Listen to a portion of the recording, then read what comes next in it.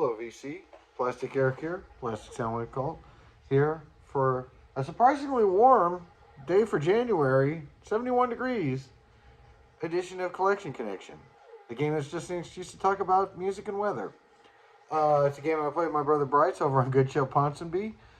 He's going to make a connection off of this album in my collection with an album in his collection. And then Monday, well, he's going to do that Thursday. And then Monday, I will make a connection to that album with an album in my collection.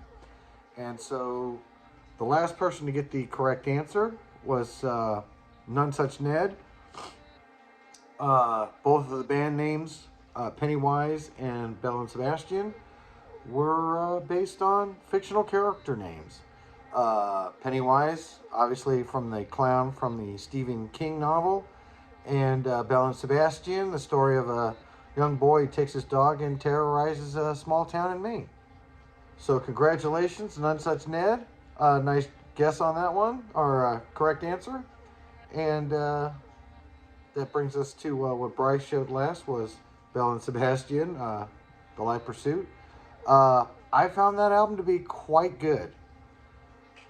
I found it really catchy. Again, I don't know if it's the Scottish thing. I find out they're Scottish and I'm more open to it, being Scottish.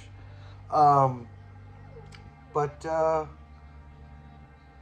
found the songs to be totally catchy. I really enjoyed them. For the price of a cup of tea, really, really good song.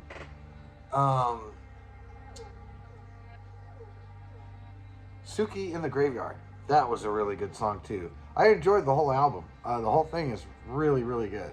What was it? The Act of the Apostles. All that stuff. Fantastic. So, what did I connect to it? Let's find out.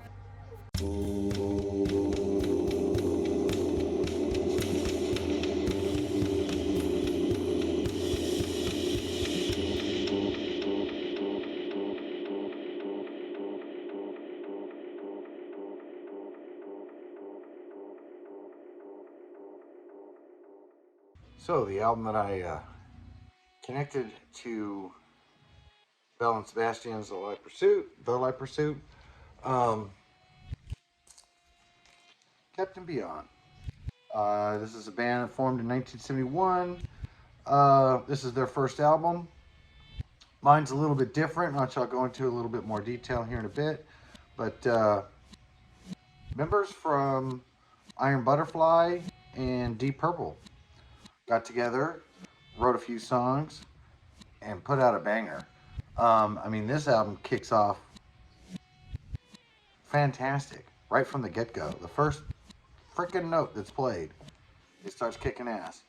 And it's weird because it is kind of like it does feel like it's in between Deep Purple and Iron Butterfly. It's amazing how they melded those two sounds together for this album.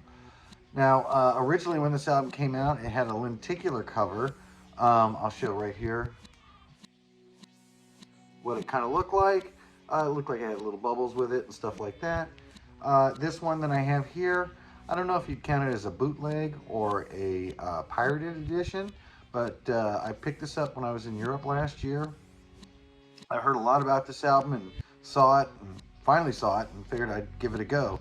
And I knew it wasn't an original, but I wanted to listen to, how it sounded anyways. And turns out I bought a bootleg out of Liechtenstein. So not even the Spanish pressing, it was out of Liechtenstein. But it's quite pretty though. It comes out, it's always been a pain in the butt to put it in and out of this cover though. But a lovely red vinyl. I don't know if you can see the label here. I have an interesting label on it. I don't know if that's the original one or if that's the one that the bootlegger uses. Yeah, fantastic record.